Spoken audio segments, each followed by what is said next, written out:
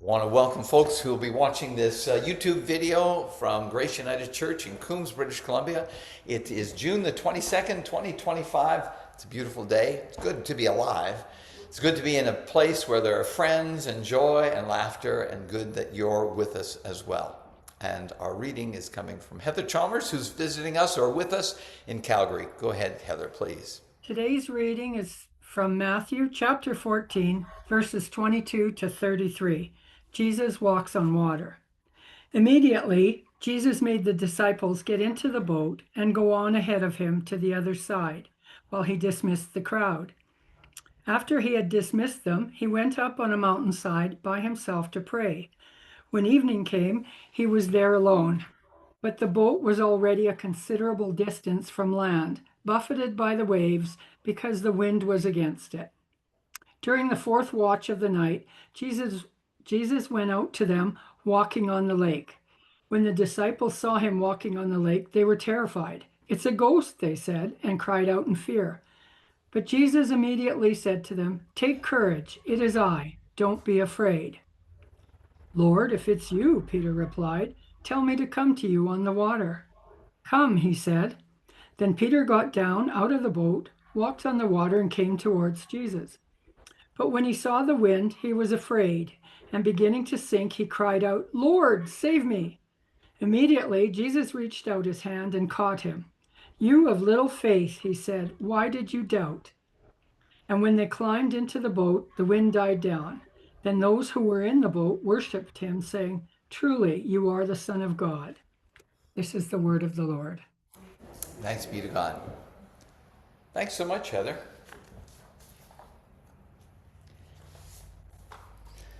I have a vivid memory when I was 11 or 12 years old, and we lived in Burnaby, and the community swimming pool wasn't all that far away from us. And so I would frequently, ride my bike with my brothers down there. We'd meet our friends, and it was just a great place to go. As most pools have, they have diving boards. C.G. Brown was no different. You probably know where C.G. Brown is. Of course you folks from Burnaby would know that. Yeah. And there's the 1 meter board, which is pretty tame stuff. And then there's the 6 meter high board. And I was never an adventurous kind of kid, let me say that much.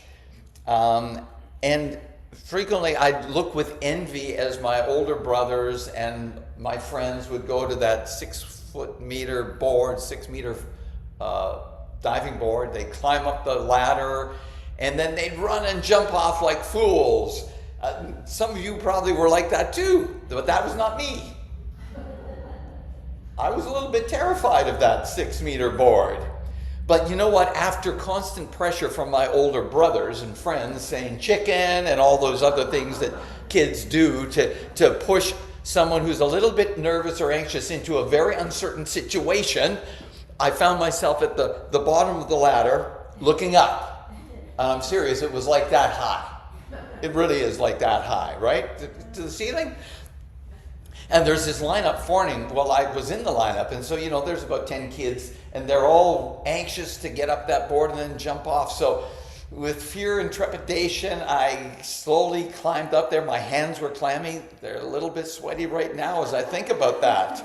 Have you ever had a traumatic experience, and when you think about it, it brings back the heart pounding? I'm climbing up that ladder, and it seems like it takes forever to get up there.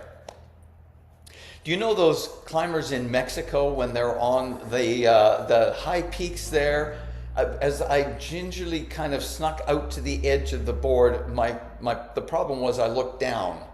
Rather than running like a crazy fool and just going off that edge, I looked down. And of course, the people in the pool looked like little penguins down below, just bobbing up and down in the water, and it looked like it was so far down to go. And I felt paralyzed by my fear. Now, fear is like that, isn't it? Fear is this deep, powerful emotion that can literally lock us in place and leaving us helpless to move forward in life. And so even as I stood on that diving board, I was hoping to be like a superhero and have the courage to just jump off like, Superman, da, da, da, da, da, da, da. But I felt that my courage wasn't really there. And so, well, I'm not going to tell you what I did yet. I relate to the adage spoken by author John Eldridge. He said, I'd love to be seen like Indiana Jones, but I'm afraid I'm more like Woody Allen. So have you ever had a moment in your life where you hoped to find courage, but instead you found yourself kind of gripped in fear? And maybe you can remember a few times like that. So what causes you fear today?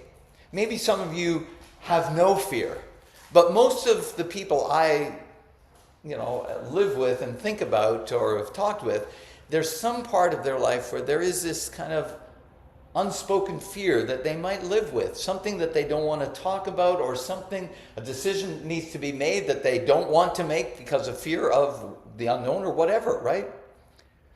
So is there something that causes you to lose sleep at night?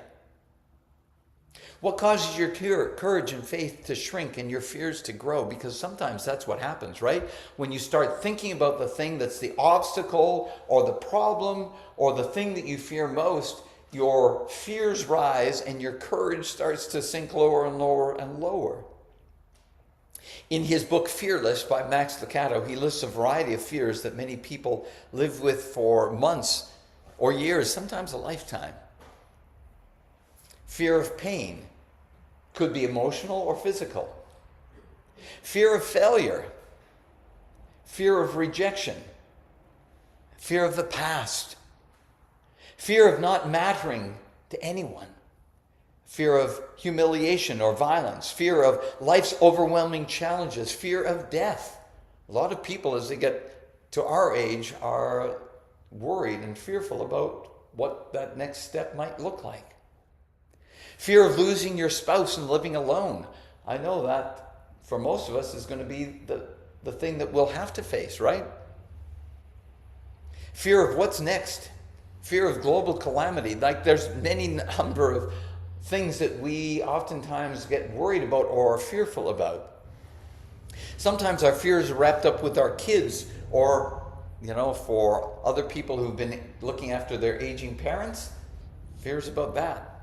Or a spouse who has a debilitating disease. We know many people who are worried about that. Now, most of us, I believe, could use more courage to face our fears, just like the disciples needed when they were caught on the open waters of the Sea of Galilee with gale-force winds buffeting their small craft. The incident that was in the scripture reading started because Jesus had been with the disciples and he'd been teaching and they watched him heal many people, and his words were so powerful when he had been on the shore. And so they were built up with all this confidence because they'd been with Jesus for weeks and months and maybe years at that point. And then Jesus surprises them. He says, well, you get in the boat. We're going off across the Sea of Galilee. I'll meet you on the other side. And they assume that he's just going to walk around there. Maybe he's got other things he wants to do, or they know he'll probably stop for prayer. So they get in the boat and they're going across, which would normally not be a bad voyage. Many of them were fishermen, so they were used to being on open waters. Obviously, not all of them were fishermen, but some of them certainly were. But when the wind and the waves started to come up, and the boat wasn't making any headway, and they are trying to get over there, and it says the fourth watch of the morning, or the night, which means it was between 3 to 6 a.m., and they're still not on the other shore. Well, their fears were twofold when they found themselves on those open waters. At first, the first fear was wrapped up in seeing Jesus walking on the water, and they thought he was a ghost. Now, naturally, that seems very obvious. If you saw someone walking on the water, it's 3 o'clock or 4 o'clock in the morning, you'd think it was a ghost. I've never seen a ghost, but I've been with people who've had ghostly kind of experiences. And some of them are not unnerving, but a lot of them are unnerving. So they were scared for sure. But they are also unnerved because the wind and the waves were tossing their boat around like a little cork in a bathtub, and there's a 3-year-old in there, and you know what that could be like, right? Now, naturally, the disciples wanted to act like tough fearless fishermen, but in that moment they responded much more like Woody Allen. They cried out in fear, and Jesus had to immediately say to them, "Take courage, it's me. I'm Jesus. I'm not a ghost. I'm here." Courage, it seems, was in short supply that night for the men in the boat. And the truth is that when you read through the Bible, you see that most of the heroes or heroines started out pretty much like those disciples. Not with a great deal of courage oftentimes, but somewhere along the line, those people in the Bible who seem to be just ordinary people who were trying to get through life found courage. They discovered that when God was with them, they had that gift of courage to face obstacles that they felt previously they would never be able to overcome, or challenges that God called them to face that they were able to move into and conquer their fears because they knew God was with them. Because the Bible reveals God didn't typically go around looking for men and women who were courageous to take on formidable challenges that needed to be done. But rather, God transformed the hearts of ordinary, often fear-filled people and called these people and enabled them to live courageous lives. So perhaps we can discover greater courage and freedom that comes the way that the disciples discovered it, and the way that many biblical characters that are described in the Bible also found courage to overcome their own fears and to stand strong and to do the impossible. Now, the disciples didn't expect Jesus to come and meet them at 4 a.m. We know that. And sometimes neither do we. Now, what do I mean by that? You see, we expect Jesus to come in the quiet moments of life. When we're in church singing hymns with all the community of saints, oh, that's where we want to find God. We want to find the peace in our lives here in church. Or we want to find the peace of God when we're, standing on a mountaintop or walking through a trail or on the sea of the ocean to find God in a beautiful sunset. That's where we want oftentimes and expect to find God. Maybe we don't often expect to see Jesus when life bottoms out or in the storms of life. But in my experience, that's the perfect place and maybe the best place to meet Jesus and where he can do some of his most powerful work.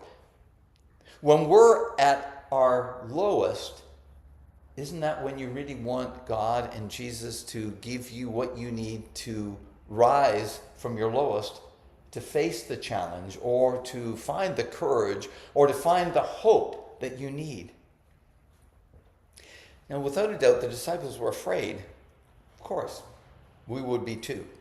But notice what happens as Jesus hears their cries of fear. First of all, he doesn't speak to the wind or the waves that are causing the initial fear. Rather, he speaks to them, the men in the boat, saying, "Take courage, it's me, don't be afraid." And the voice of Jesus must have resonated with them because they'd heard that voice many, many other times before, usually in good times, when Jesus was giving like sermons or messages, or when he was with the people giving parables or bringing healing to people. But that voice of Jesus in the middle of the storm was the best thing that they could have heard. Take courage, it's me. Don't be afraid.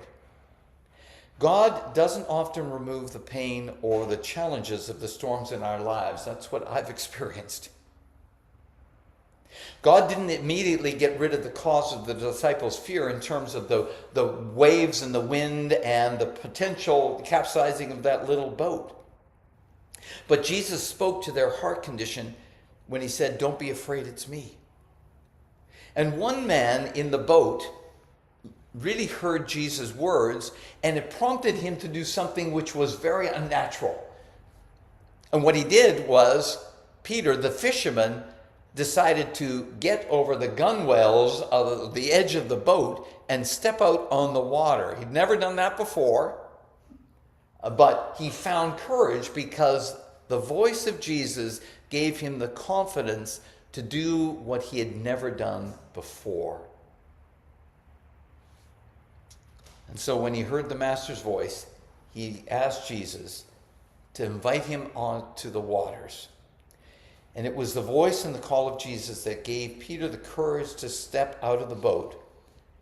And Jesus, or I should say, and Peter found out that you indeed can walk through a storm when you know and trust that Jesus is standing with you on the waters.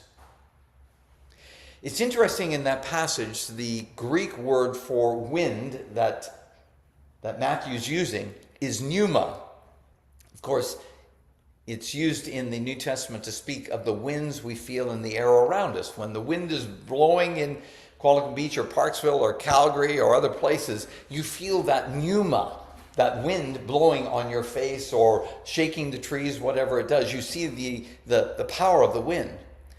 And it's also used, that word pneuma in the Greek New Testament, to speak about the breath and wind of the Spirit. So there's two meanings for it. The wind that we experience in nature, but also the breath or wind of the Spirit moving in our lives, which we've felt at different points. Haven't you felt that at different points? I know I have. Frequently it happens in a worship service when the music just speaks to your soul, or when there's a gathering of people and they're singing a familiar song that takes you back to a memory where you knew Jesus was with you in a hospital room, or on the operating table, or in some place that maybe you didn't expect Jesus to be there, but you found Jesus there. And you felt the Spirit mind kind of moving in your soul. That's the pneuma, the wind of the Spirit. The Hebrew word for the wind is ruach, which can be also translated as courage. The Hebrew words have fewer words. There's only 26,000 words in the Hebrew language, whereas the English language has something like 125,000 words. So the Hebrew people needed to use the same words for multiple meanings. They just changed the context. So ruach could have been the breath and spirit of God. It could mean wind, but it also could mean courage. Without courage, the ruach of God, we cannot live the life we choose. Instead, we often default and relinquish life. We conform to the path of least resistance and thereby lose so much of our freedom. Who among the disciples was freer that night on the waters? Was it the men who stayed in the boat? Or was it actually Peter who, with courage now from the ruach, the Spirit of God, the voice of Jesus in his head, stepped out of the boat into the water? Who was more free? Peter was. Of course he was. He did something he had never done before in his life, and he found freedom on the open waters. Freedom came as he drew strength and courage from Jesus. Jesus told Peter, "It's me. Have courage. Come on out. Join me." Peter reached out and grabbed hold of that courage that came from the Spirit of God, and he did the impossible, stepping out in the waters. And I think that memory of stepping out in the waters before he sank, we'll get to the sinking part. Before he sank, that memory, I bet, came to him time and time again when, after Jesus' death and resurrection, in the life of the early church, Peter needed to draw greater courage than he'd ever had before, to speak to the crowds, to be a witness for Jesus, to bring healing to people around him, to believe that the Spirit of Jesus was still with him, even though Jesus had long since died on the cross and been raised to new life. I think Peter came back to that memory. Oh, I remember that time when Jesus called me onto the waters. It was a scary night, but when I heard the Master's voice and I saw Jesus, it gave me the courage I needed to confront my fears and step out on the open waters. And sometimes that's what all of us need as well. When we face difficult decisions that take a lot of courage, you sometimes have to reach back and say, "Oh, I remember in a tough spot, Jesus was with me. Jesus gave me the strength to take that step of faith. Jesus gave me the strength to overcome the problem. Jesus gave me strength to overcome an addiction," or whatever it was. Because hearing the voice of Jesus and sometimes reflecting back on those moments when we have been touched by the ruach of God, the Spirit of the living God, it gives us courage to face whatever we're facing today. Courage didn't come to Peter once the wind and the waves died down. Rather, courage came as he responded to Jesus' command, come. And when he took that step of faith and obedience, wow, he faced the winds and he found freedom. When we submit our lives to what God has made known to us, the future becomes clear to us. But when we neglect to do what we know Jesus calls us to do, we begin to live life cautiously, fearfully, and then too often our future will be uncertain and perhaps even more difficult. When you know God has the power to help you to face the difficult things in your life, when you know Jesus is calling you to take a new step of faith and you do it in obedience like Peter did, sometimes we find the courage after that step is taken. Like Peter, our responsibility is when we hear Jesus' voice calling us to take a new step of faith, to get out of the boats that often feel so secure, we will find renewed courage and incredible possibilities to change our futures as we take those tentative steps of obedience. Now, of course, you're thinking Peter's courage was short-lived, because when his eyes went from Jesus back to the waves and the winds, he began sinking. We've all had that sinking feeling too. We find courage and faith, and then, life comes at us again. There's another hit, and you think, I don't have faith anymore to take that next step or to confront the problems. Some of you facing the storms of life now know that God may be with you, but then you get overwhelmed by the problems or the challenges, the next ones, like the next wave coming at you. And you feel like your faith starts to wane, feeling like you're sinking like Peter. Part of the key is to not be distracted by the problems and storms you're facing to the extent that you stop looking at Jesus. I think that's part of what goes on here, or at least that's part of the message, that Peter gets distracted by the problem, which is the thing that had caused him fear before, the waves and the wind. And so rather than just focusing more energy and kind of mental ability on Jesus, he starts to focus on the wind, the waves, the challenges, the pain, the fear, and then he starts to sink. Now, I'm not saying that you live in some alternate reality apart from the problems of life when you look at Jesus, that nothing else matters. Of course, we know that that's not true. But we have a choice, maybe, to keep our focus on Jesus despite the challenges we're facing, despite the storms that are going on around us. We choose to say, Jesus, yes, there's a storm going on in my life.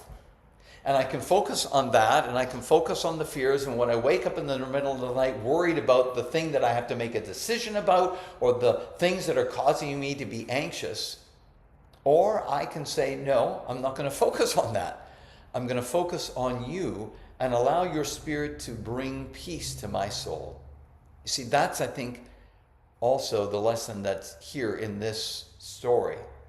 That we still need to keep our eyes on Jesus no matter what the storms of life we're facing. Because when you keep your focus on Jesus, the storms decrease and faith increases. When Peter's sinking, he reaches out his hand and says, help, save me. Help is a very powerful word. It means that I can't get through this life on my own. It means that I need others to see me through to better days. If you think you can face your fears of the storms of life on your own, you'll often feel like failure and defeat so many more times.